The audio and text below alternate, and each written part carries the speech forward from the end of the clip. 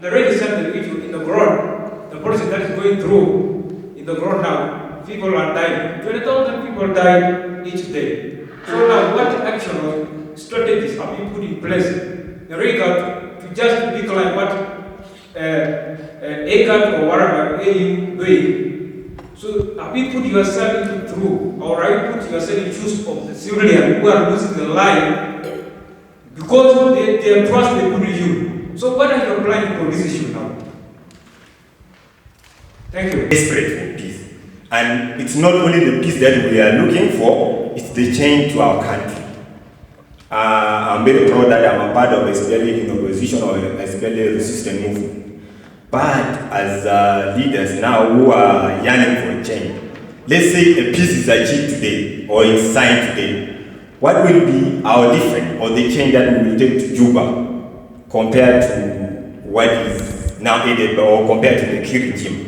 If we are only starting now imposing some people, like now we the youth here, we have been coming to your office desperately complaining that, and you are still imposing that quality here to us as our chairman. And our voice was very clear from the beginning, we didn't want him. And now you can see as even now, he has taken the seat, he's sitting as our chairman without our approval. How will the change be comprehensive in such kind of scenario? What will be our change? What will be the change that we will? This is the same thing that Kir is doing. So please, if we really want to bring the change, I think we need to hear the voice of the people, and these are the community, the people. If they are here and you don't listen to the voice of them, I don't see how different we will make with our people there. And I don't see why we are taking all my time fighting, and there will be never a change that we will achieve. Thank you so much. Ambassador mentioned before that Dr. Rio, or the chairman of the SPLA, did not sign, did not accept the position of the first vice president.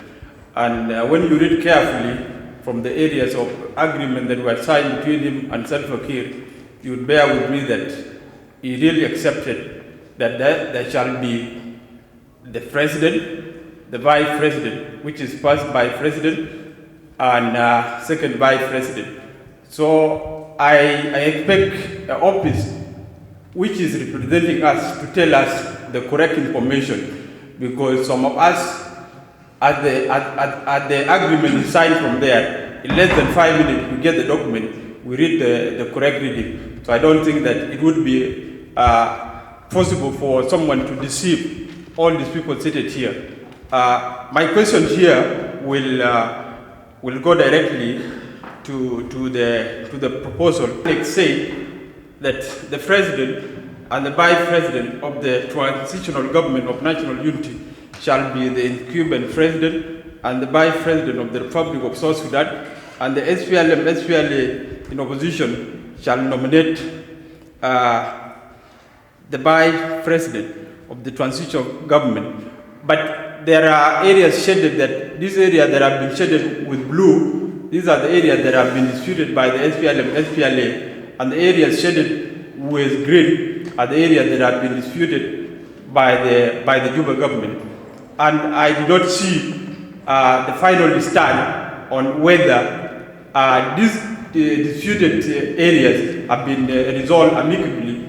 And I think what is most important before anything is signed, whether the powers, executive power of the first vice president, but what is important is that whether the Juba government or the Juba faction have agreed to reform.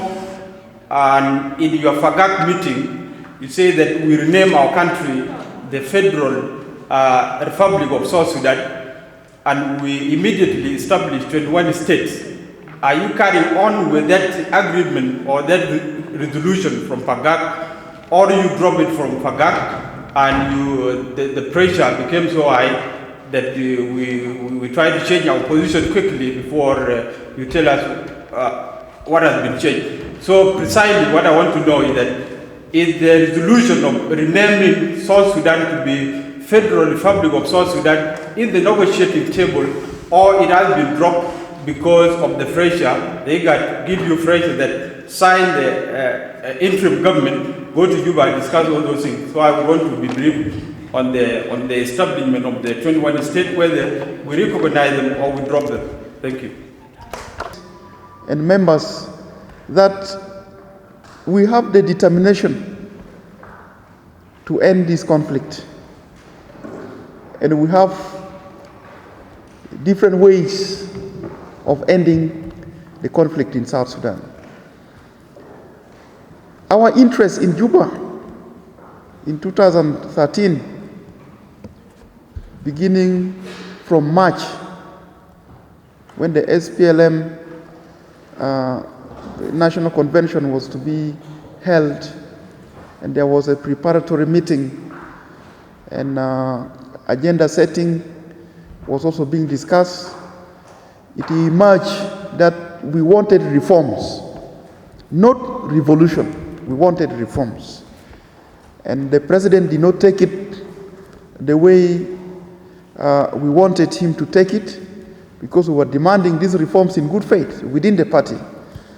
But the issues dragged on until the convention was not held, and until the party itself was dissolved by the president using his executive powers.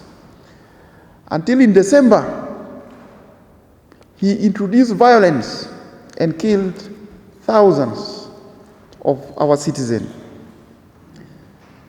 We reacted to the violence because we cannot keep on running around the world, leaving our citizens being butchered by the government. We had to resist, and now there is resistance. This resistance will continue.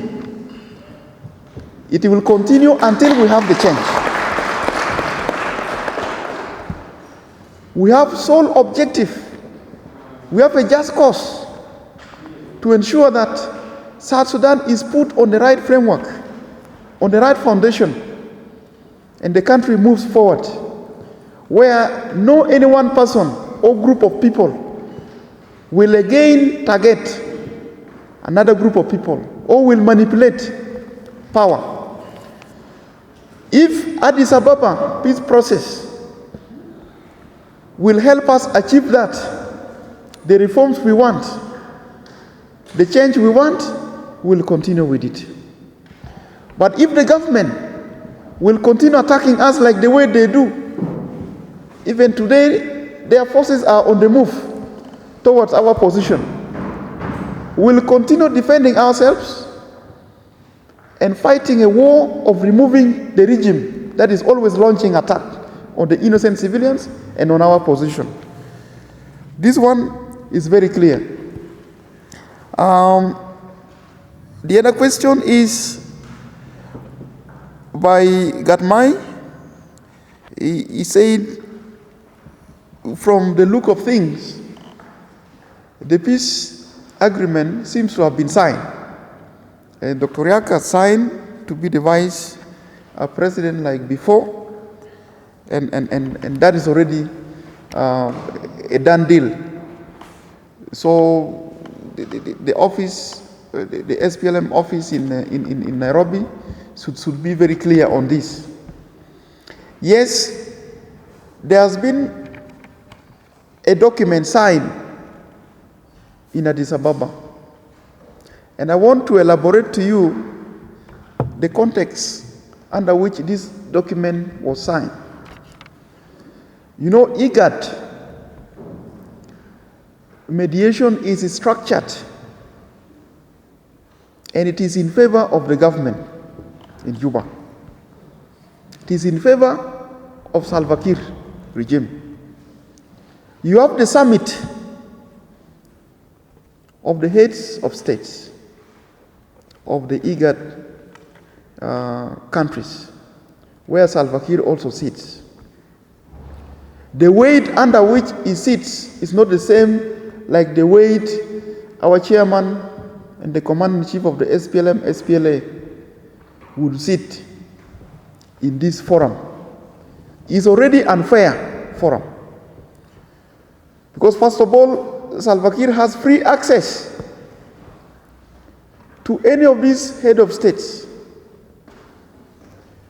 Even some of the heads of states, like the one of Uganda, he has firm alliance and understanding with him.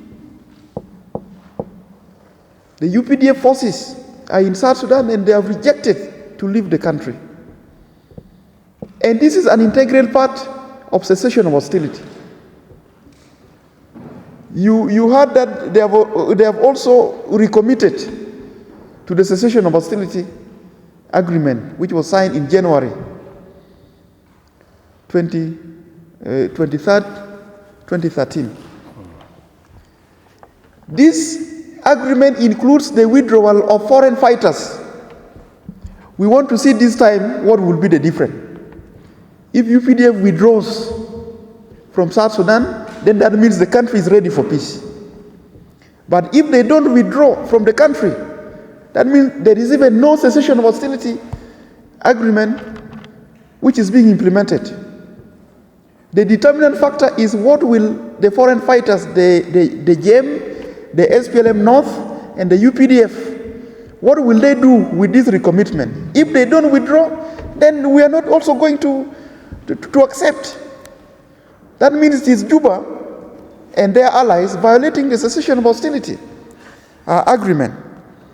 So I was just elaborating the context of what was signed, that it is dependent on what the other side will also do. If they take a step, then we also take step. What we committed for, we will also do our part, as they also do their part. If they don't do it, then that means it has again come to a standstill. So this agreement, which has been signed in Addis Ababa, is a roadmap. I've told you it's a roadmap. Because even when you see the text, they have no flesh. They are not qualified. Like they included federalism, which is one of the key factors in the conflict, in the resolution of this conflict. They only wrote federalism without anything to qualify it, whether it can be implemented or in which form or when. They have not done it. The detail will be negotiated by our delegation. That's why we call it a roadmap, a framework. It is not a comprehensive peace agreement. Comprehensive peace agreement cannot be only 2 or few pages because there are protocols to be attached to it. It's just an isolated document which is trying to draw a framework of where negotiations should take place in the near future. So you should not be worried of what has been signed in Addis Ababa, and then we will not take you to Juba tomorrow. And then the next question is, what is the difference between peace signed in Tanzania and that in Addis?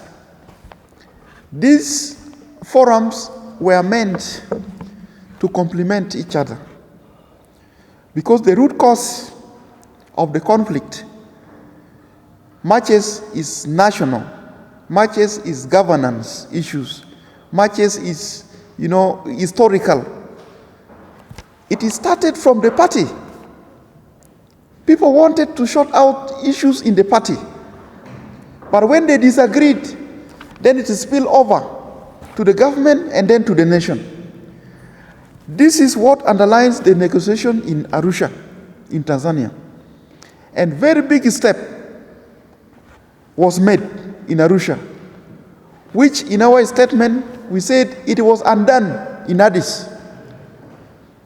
The atmosphere of distrust, of mistrust, the atmosphere of no good faith, again has been established in Addis, when we had already dealt with.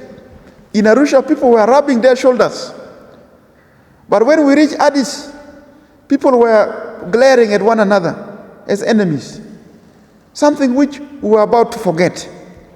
Now, where is it coming from? That means the issue is not with us, the parties, it's now with IGAD. IGAD is the one now trying to stall the peace process. That's why we are saying we want to negotiate ourselves. We should not negotiate with IGAD. So this is what I can say Negotiations are taking so long is because we are a divided opposition. We are not only fighting Salva Kiir, we are also fighting ourselves as the opposition within the opposition. The opposition is very diverse. We have those of Comrade Lama Kola in Juba. We have the G10 who are outside. Some of them call them SPLM Uhuru. We have SPLM in opposition. We have traditional political parties. We also now have, in Western Equatoria, we have a movement which has just started. Governments remain in power, no matter how weak they are, no matter how despotic those governments are. The way that they stay in power is through a divided opposition. And those of you who have lived in Kenya can see the example of Kenya when Moi ran against, I don't know how many, 10, like 15 parties that were running against President Moi during elections in '92, and they all lost. There is no example in the history of the world where a divided opposition has ever defeated the government. So now that's SPLM in opposition, girl, that they are going to defeat the government. G10, the 10 of them, that they are going to liberate South Sudan, the 10 of them alone. They don't want to be with SPLM-IO. Lamakol thinks that him and his political parties, they thought that they will liberate South Sudan alone without anybody. We have seen what happened to Lamakol when he went back to Juba. He's now in a big prison, which is the city of Juba. The negotiations would not take this long if we came as a united opposition. But some of us in our own SPLM in opposition, if you say that, Ya Jama, let us unite G10, they will say, there khalas, he dissolved Sulfur, he's no longer with us. And this kind of attitude will not work. As an opposition, let us come together so that our common goal is to remove Sulfur from power. Once we have removed Sulfur from power, let us go and compete in the new political dispensation which we create. But this is very difficult to explain to some of our comrades. And some of them are in positions where they have become untouchable, so their word is almost like gospel. So it becomes very difficult. The second part of that is the history of the CPA. If we look at the CPA, it was not negotiated within just 1 year or 6 months. If you know the history of our movement, what became the CPA started as Kokadam, and Kokadam 1 and Kokadam 2, going to Abuja 1 and to Abuja 2. We had Asmara Declaration where the National Democratic Alliance was created because we also had a divided opposition in that time. When the opposition united, the peace process went further. And we had Machakos protocols all the way until it led to the CPA. This was over a decade of waging peace and war. War and peace are interrelated. You cannot talk about one without talking about the other. So how is our war front? Malakal has changed hands 4, 5 times or 6 times with complete destruction of people and property. Are we organizing the war properly in the field? Because if we intensify the organization of the war, then we will also intensify the organization of the peace. So these are things which are related. I also want to comment about federalism, because and the 21 states that we talked about. Federalism, I don't think is an issue. It is how we have applied federalism. So that if we shout federalism all the time, the U.S. is a country in which there is federalism, but it is not mentioned once in their constitution. So the issue is not to mention federalism in the constitution. And the 21 states also. These are proposals. These are proposals that we will have to take to our people also by then as SPLM in opposition for them to vote on it in a referendum. Otherwise, we are not that much different from Salva Kiir. So these issues are all proposals for somebody who had commented earlier on this. I think what we must focus on more than anything else is the issue of the two armies. And as that to be a red line, like how Salva Kiir likes to say that this is a red line. The issue of the two armies, we should be able to identify for us where we will not compromise. And I only see two very important things, which is the issue of two armies. And not two armies, yes, because we want to have security. But also more than what we are talking about security. We have never had an army in South Sudan.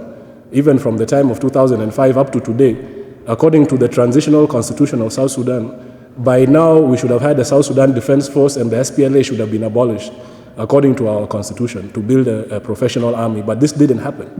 The SPLA, even when it was under John Garang in the bush, was never an army. It was a paramilitary group of people who were fighting for their rights. It was never a real army.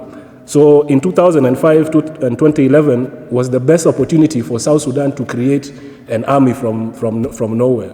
So this has never happened. So the argument for two armies is not only because of security, but also because we have never had an army in South Sudan. So let us take Nasmatiang Anyor and Dutbeng, let's put them on one side. Let's put Jej Mobor on one side.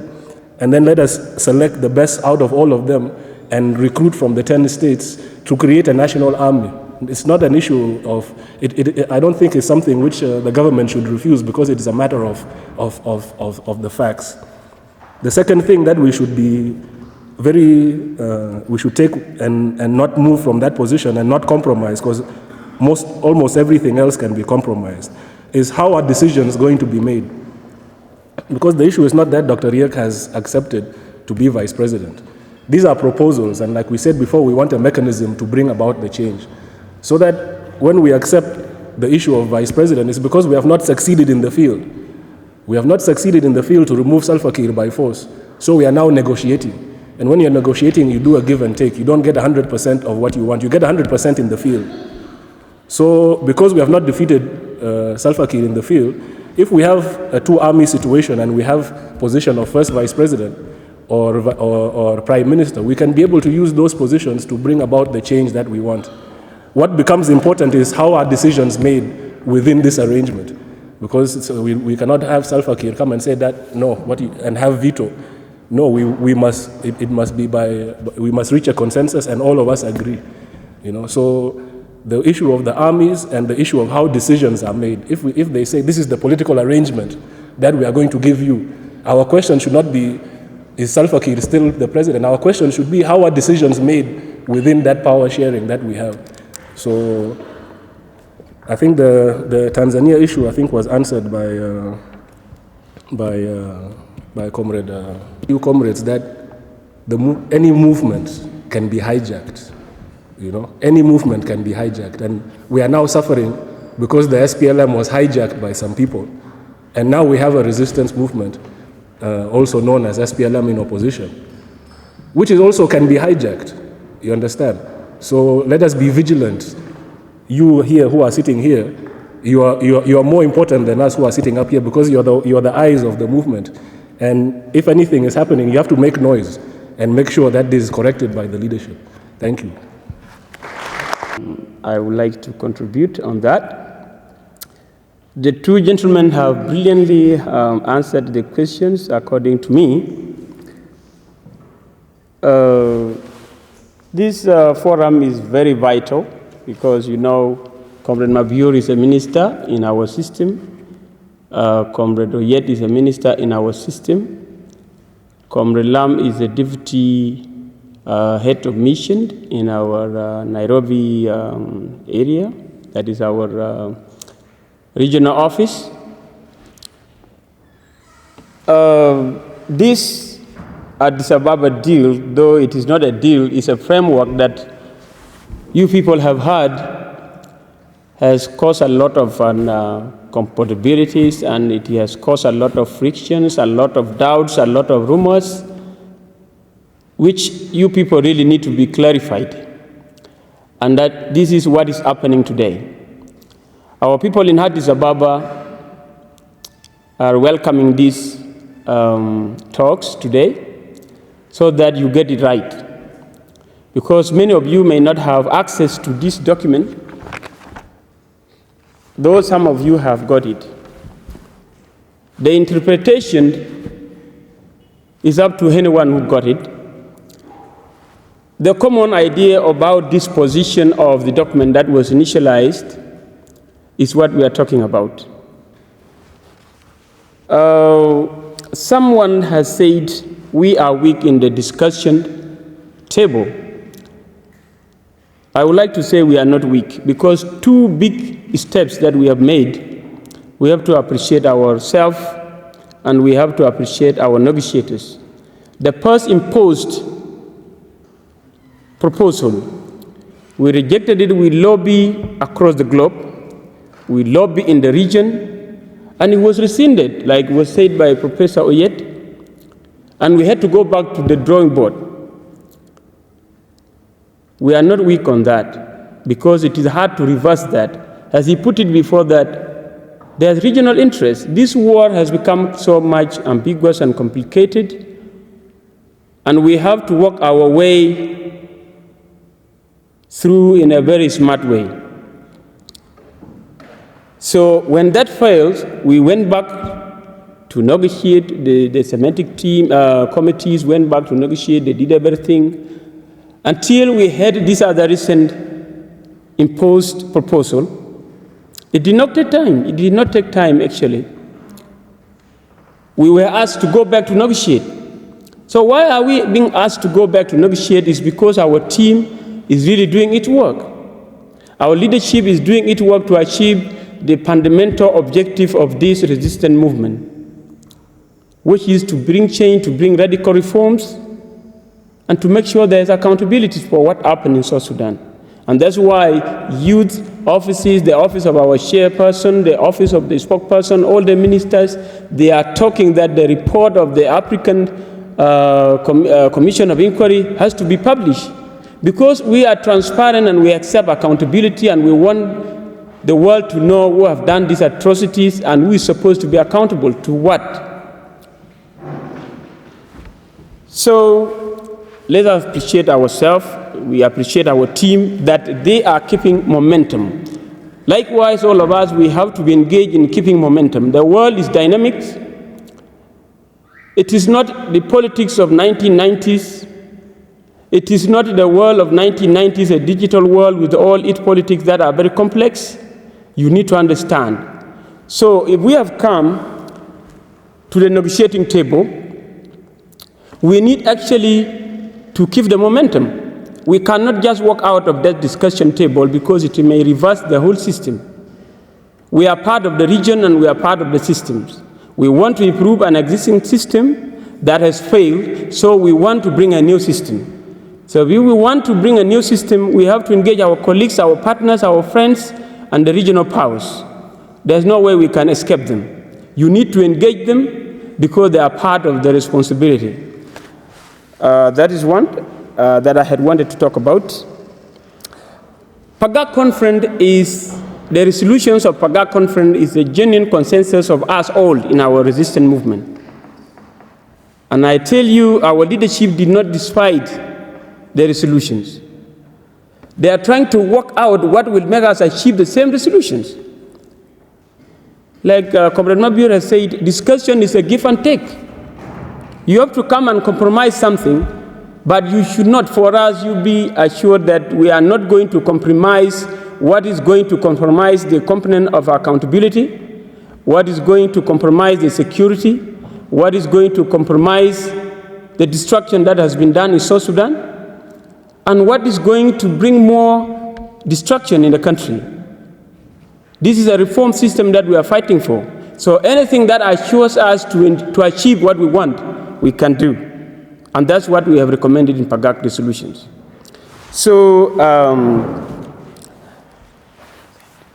the youth have two comments, or like I would call them, they are views that need to be addressed.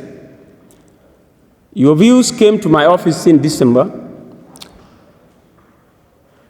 I am not an highland in the office, I'm in humanitarian, but part of administration. There is political office, and there is the office of the chairperson for youth, who has his own representative in Nairobi, that is a deputy, plus now the youth league person in Nairobi that he has appointed. That is an office. My office is an office, representative office is an office. When your situation came up, all these offices that were informed need only to work in consultation with your own office. They have no right to dictate what is happening in the youth office, but they have the approach to do to help solve the situation. This is not the right forum to discuss it. I'm there there, Comrade Lam is there, Comrade Hadil is there.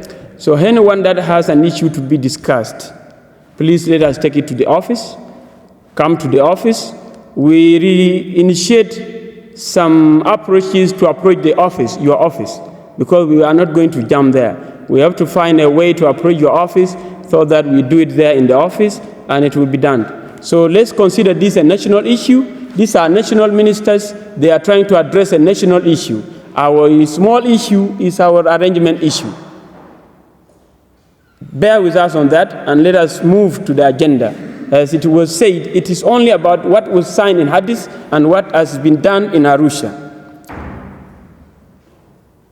What I want to add is that anything that has been signed in Addis Ababa for the whole process is always forwarded to our office here in Nairobi. And the office of the spokesperson for the movement is fully aware about it. So anything Mabir said, anything or yet said politically is what we have in the movement. We can always come in to try to build up more flesh on what we are discussing, because this becomes so broad, the questions are so many, that's why we are coming in. So you can always get the information in the office. If it is signed like last night, make sure the following morning this information is in the office. So you have the right to come to the office and collect. Thank you. It goes to the Mr. Mabur. As you have seen now in Addis Ababa, and all of us, we have seen it. What are your strategies, plan, did you put in place for the international community to hear our voice and help us concerning IGAD and the problem of our innocent people who are dying day and night back there in South Sudan? Then the third, we go to the office of Mr. Lam, who was our ambassador here in Kenya. What are your strategic plan did you put in place to help us coordinating with Kenyan government? Did you put in place for us to cooperate with them to help us the way out? Thank you very much. I think that we play maturely, so we don't need impunity. So that is to the volunteer policy. I would like to ask 3 questions. One of them is about the feast talk in Addis Ababa. We heard that IGAD, in fact, they have a role that they are playing in our feast talk. And when we are looking at how they are handling this feast talk, some of them are having a side. They are always talking of legitimacy of the president. So I would like to ask, if after today that IGAD, as they are talking that they will sanction some of the one of the party who is violating the peace process. So in case, and definitely for me, I can say it is us, the SPLM in opposition, whom they are targeting. So what can be our plans if we have gotten that they have a side which they are supporting the unity government in Juba, yet they are targeting us. So what are our plans to handle that situation for our people and for ourselves? Second question, we know Kir government has divided us. It has divided us. Even your brother, your uncle is now with him and he is not seeing what you are seeing. So you have different with your relatives. Example, I have my uncle who is Kir and he came and see me. How can I treat him? How will I be friend to him? Should I keep him off from me? So I want to clarify it.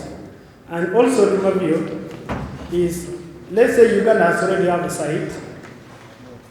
If we achieve this, how will we treat or how will we be friend to Uganda? So that we cannot talk of dealing with hatred right now with other people who are supporting the government. So, of Salva Kiir. So I would like to understand that. Third is, we are fighting for the infinity government, who is imposing people on people. We don't want a leadership which imposes people to people whom they don't want. As also to you, Ambassador, you need to understand the view of the majority.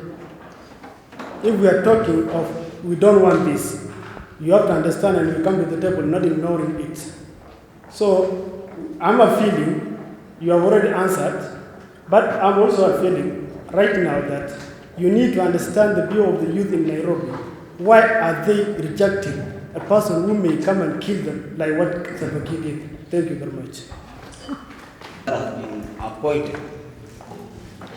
I don't know whether they added or they didn't. You know what I would like to tell is that maybe some people have intention that they may come and interrupt the press that we have planned for. Maybe they want us to have a different opinion that we shout over. So what I would like to tell them is, don't generalize saying the youth. Say about yourself. It is your opinion. Don't say youth. Because you know when we will be asked, maybe the majority of the youth will say, "What is here? What will you do?" So don't come and interrupt the plan, the press briefing that has been planned. Don't come and interrupt it with a different agenda. Please stick to the piece. Please stick to the piece. Signed on the 23rd of January this year in Addis. There was an addendum, a humanitarian addendum that had an overall strategies of the major strategy is that humanitarian access without hindrance. Humanitarian access without hindrance. That compels both sides, both parties, to allow free humanitarian access without any condition. That has been what we are for up to now. The operations that we have now, the humanitarian operations that we have, is emergency. So you know about emergency operation in humanitarian aspect. It deals with what saves lives. We are trying to save life of those that are in our access. If we can access them, we manage to save their lives where we can, through humanitarian efforts. Food delivery is number one.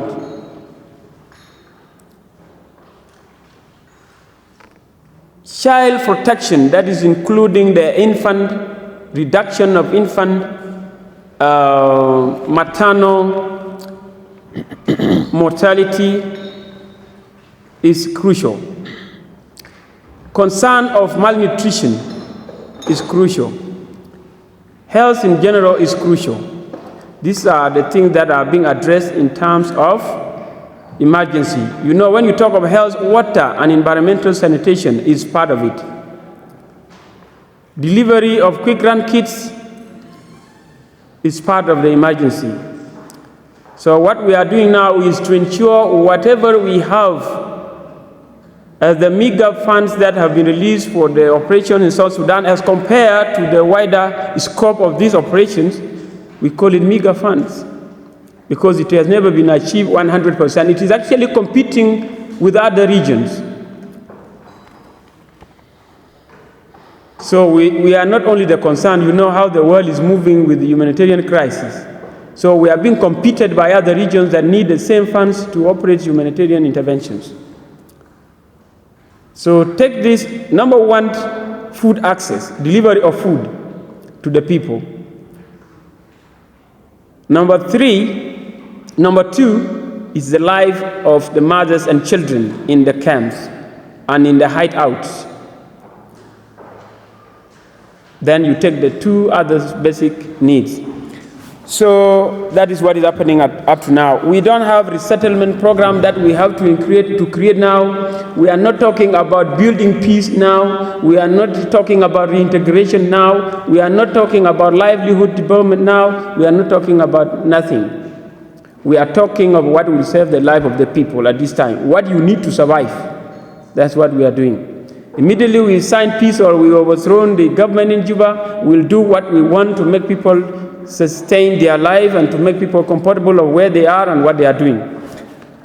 The additional thing I wanted to tell you is this. Yesterday, this may be the first time of it to go to media on our site, but yesterday, those who have watched SSTV, there was a communication of people who were detained somewhere, humanitarian workers plus one government, I think, worker in our areas that was in Jech. So a plane was moving from Juba to Bor, Mabur, Jech, Gurwai, back to Bor and Juba. So the routing was supposed to be to pick people up from Mabur when it is coming back from Gurwai and Jech so that they go back to Juba. So the World Food Pilot just told these guys, let us go. And then we are going to Juba. The guys went in the plane, so when they reached Jech, they were asked, why did you come? And they were downed. So one of them was the director of the census, the Isaiah Sholarwai or somebody. So plus two other people who are working for the Lutheran World Federation. So they are now in good hands with our Governor Gabriel Duop. And the office, my office, the office of the chairman of our movement is working very hard for them to be released to go back, because we are committed to the humanitarian principles. Anything that has to do with the humanitarian, we don't want it to be our fault on our side. They will have to be released, and the chairman is working on it. As I came to this house, I was waiting for his call after he finished communication to call us, to call the UN to go and pick them. So if you have heard of such information yesterday, that is what happened, and we are going to release them. Thank you. The crisis broke out was to brand us as coup plotters. And this was aimed at giving the president legitimacy and the honor he deserved. But when the world said there was no any evidence of coup in Juba, then we got a very big relief as the movement, as a resistant movement. But they continued running this one-sided story even when the world does not want to hear it, including their ally, Uganda. Because the president of Uganda, even at IGAD, he said there was no coup. And this was a slap on their face. We have been pointing out to the world that Kiir had forfeited his legitimacy.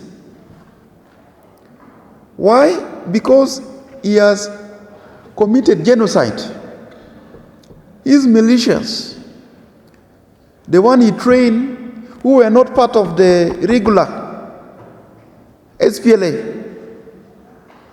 were used to kill on targeted basis Nuer ethnic group.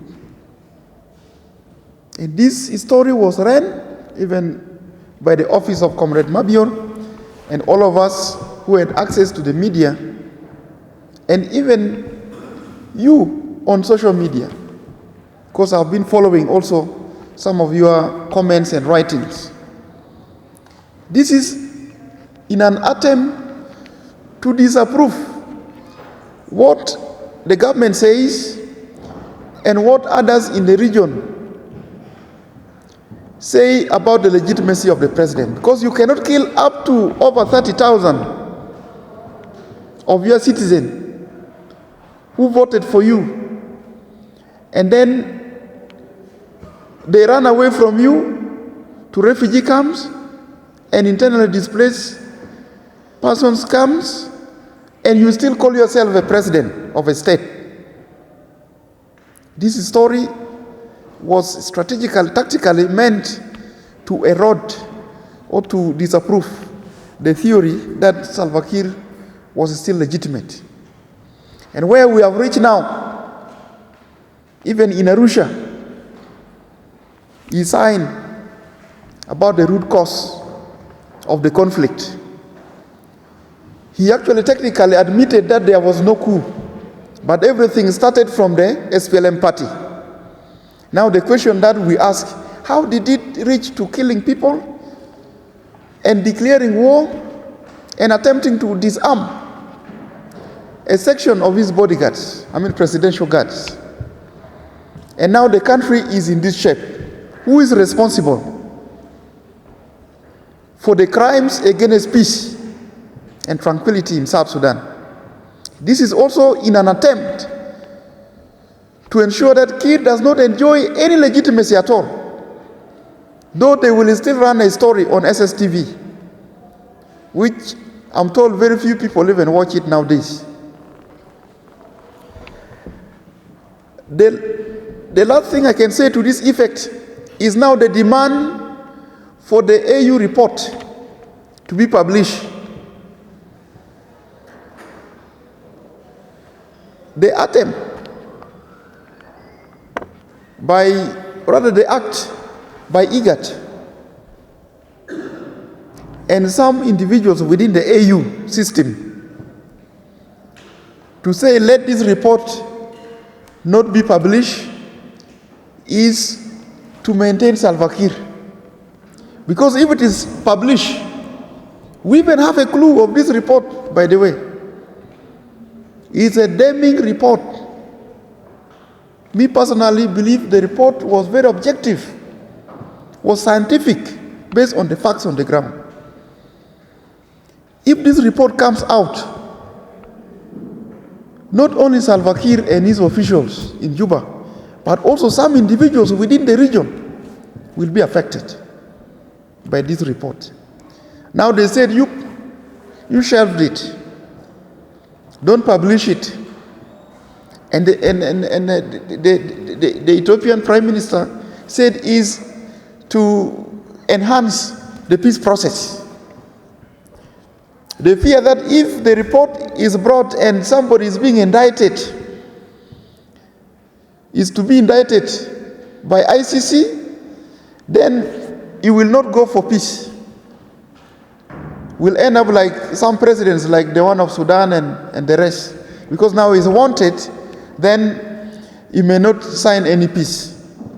Yes, there is logic in this, but where they are not negotiating in good faith, like what they are doing in Addis, should this report still be shelved? And yet people die in their hands? That's why we are demanding that let this report be published. And we see whether the legitimacy theory still holds, though the world does not believe in it. Everybody knows that the president does not even deserve to be there. The former president of Ukraine only killed 200 peaceful protesters, and he had to quit. Compared with what happened in Juba and other areas, do you think the world is ready to welcome Salva Kiir as a legitimate president?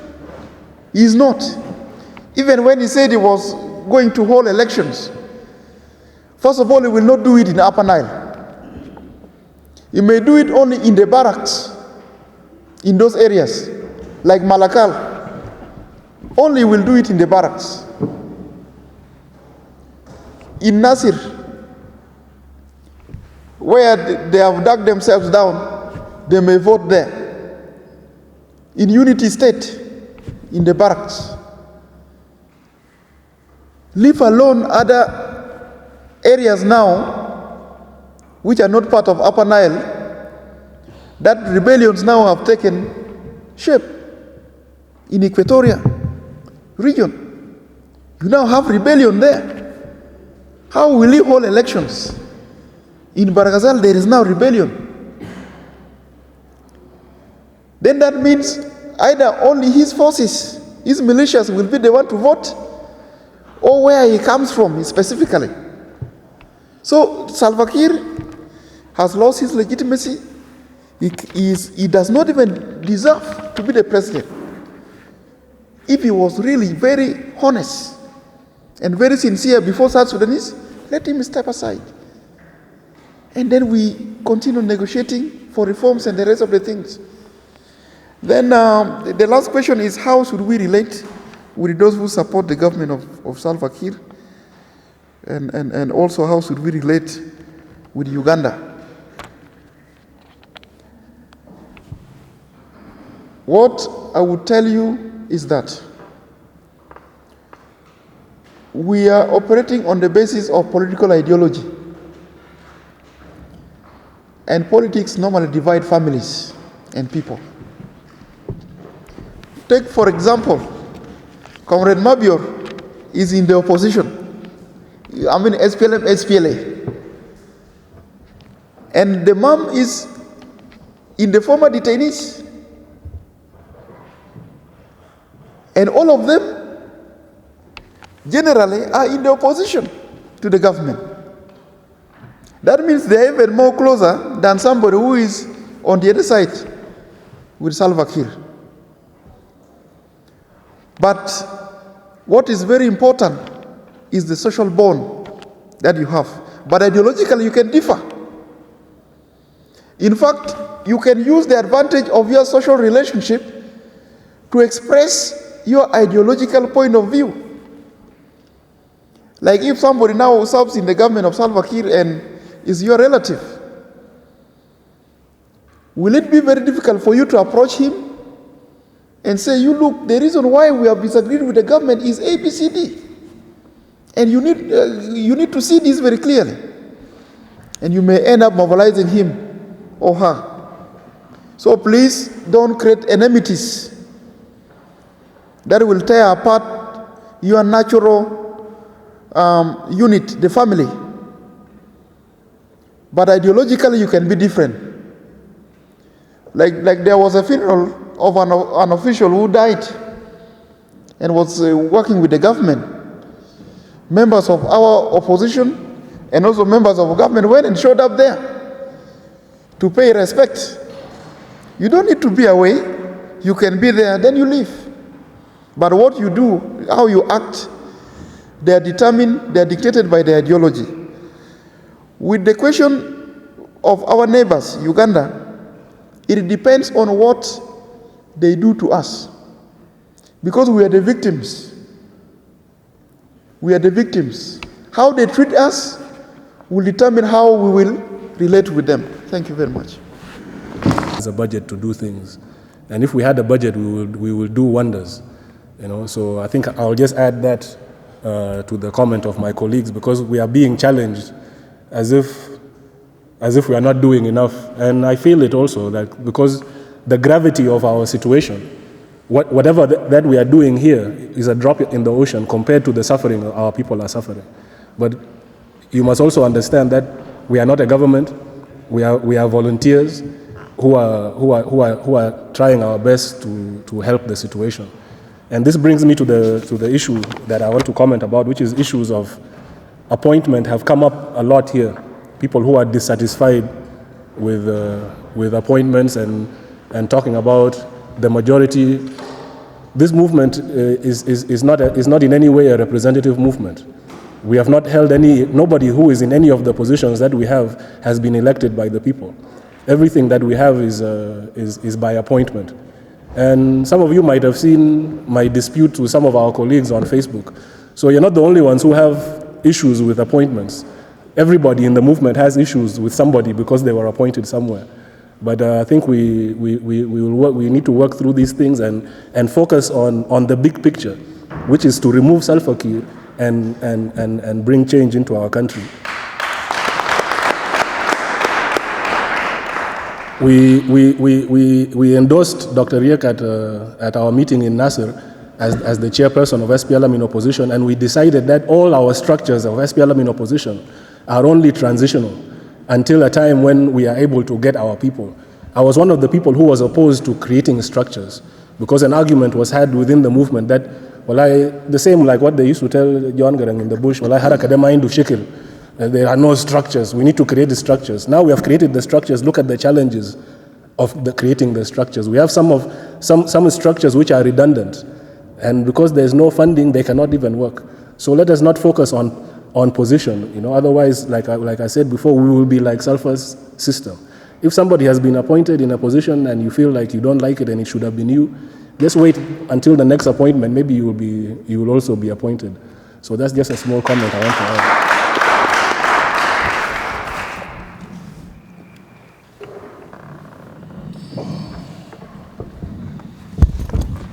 Thank you. Before I close, I would like to give the opportunity to the two youth because they haven't said anything since. Peace. Why they call it peace? It's because you negotiate.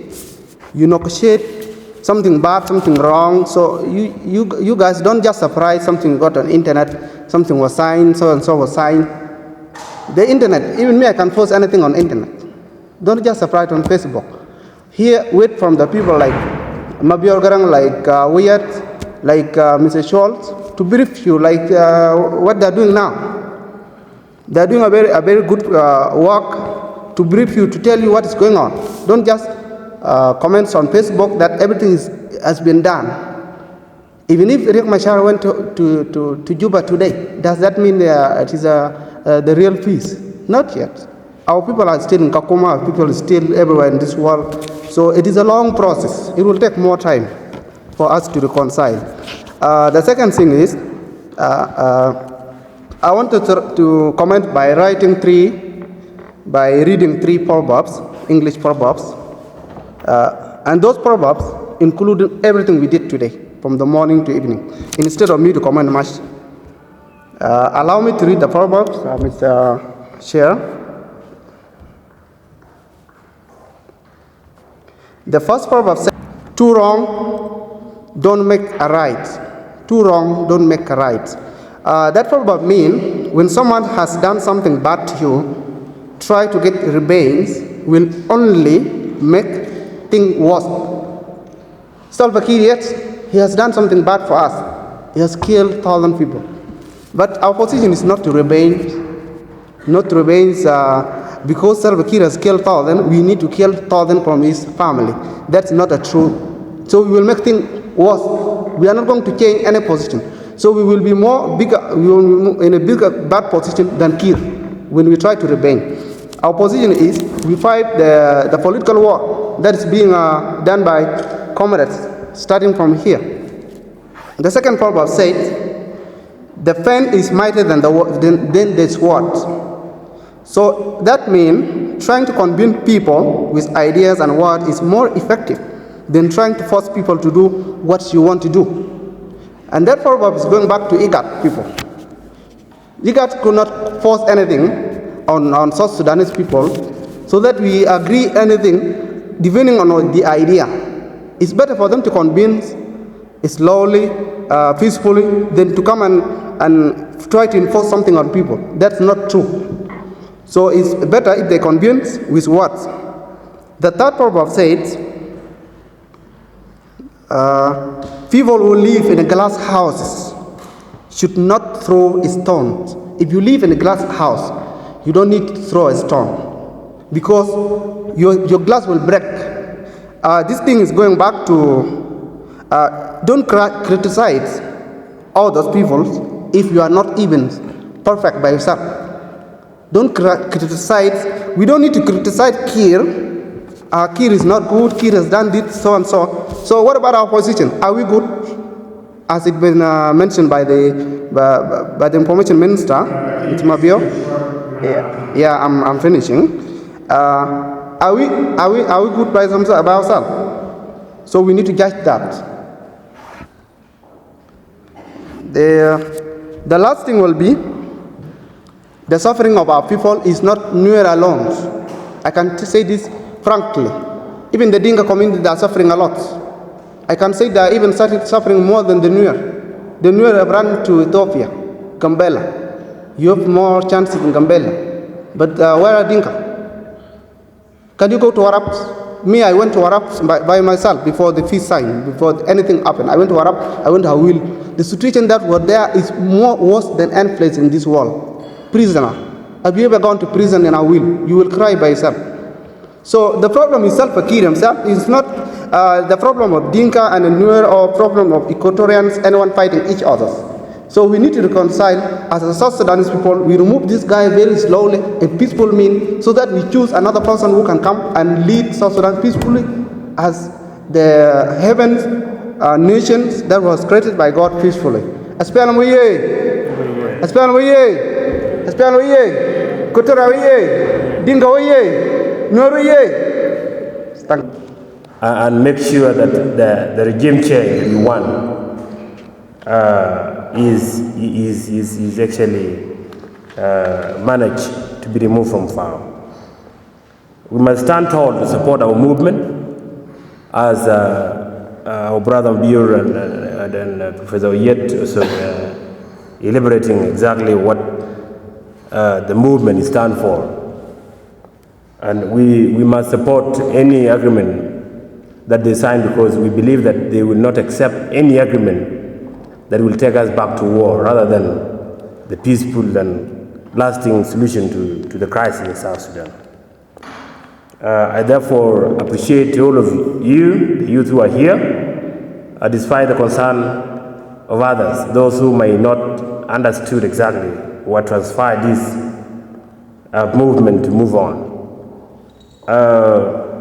Let's believe, if we are all believed to be the SPLM members, let's believe and follow the policy and the rules of the party, so that we will not expose ourselves unless you are agents of any other different organization that might be the matter of distractions to the policy of the youth. Our mission is to make sure we must stand at the youth together with our movement, give it support that necessary, because all of us, we believe the feast that is signed in Addis, it is not exactly the real feast that will bring lasting peace to South Sudanese, but we believe that our leadership will work on it, and we must stand tall to support our movement, that we are the youth, and whatever that is happening in the country, we must stand together, the youth of the Republic of South Sudan, regardless of tribe that you come from, but as the citizen that need the real change of the Republic. Thank you so much. With those few remarks, we will have war. That if it is the war, we won the war. President Salva Kiir, if you're talking about the Constitution, as they like to claim in Juba, his first mandate is to protect the people of South Sudan. He's killed 30,000. His second mandate is to protect the integrity of the land of South Sudan. He has invited Uganda in 2 days before the war. So by those two things alone, he has lost legitimacy and he's lost everything. But the reason why we're negotiating with him in Addis is because the technicality is, how do you remove someone who has imposed himself upon people? He is still considered a leader. If the world agreed with us, he would have been gone in 2013, in December. But the world is saying that no, there have to be a process to remove him, and that's why we are in Addis. So always be mindful that whatever we discuss in Addis, we all know that and believe our leadership will always take the most important point into heart, which is removing the dictatorship in Juba. And they will do that through a peaceful means. He may not be removed immediately, but through system and powers that we're negotiating Addis, he will surely be removed. We can assure you of that. I would like to appeal to the youth in Kenya. I think all of you have been so respectful, you have been so patient, and you've been so professional. In the last meeting when Dr. Ego was here, I was so amazed on how you all behaved. So professional and so nice. All the telephones were off, and we really like that, and we appreciate that. We'd like to also encourage this environment of friendliness here in Nairobi. It doesn't matter if Gatkot is chosen and it's not your choice, or it should have been chosen in place of Gatkot, or somebody you like or love or relative should have been in place of Gatkot. Please bear with the system. It is the system that we try to change in Juba. Okay? It is also the system that we try to change in Juba. Things must be done through a system. Our leaders tried for so many years, let's say from 2005 up to 2013, so that things will be done rightly. Because the man on the top didn't listen to the system, that's why we are where we are. So we also urge you, those who are in the SPLM, SPLA now on our side, to also please respect the hierarchy and respect the system. I have addressed several youth, in regarding to the point here, I have addressed several youths in our office that we have taken this issue as a priority in the office. But the place of the conference is not the environment for it. We've told them that after this conference, we'll invite you, the side of the office, and those in the opposition, so we can come and discuss in the office. I also believe that, please, patience is a virtue. We must be patient. We must learn to be patient. So without further ado, I would like to say thank you to my comrades on my right, Comrade Mabir Dagarang, the chairperson of information, Comrade Oyet, the chairperson of political mobilization, Comrade Gideon Gatpan, the country director of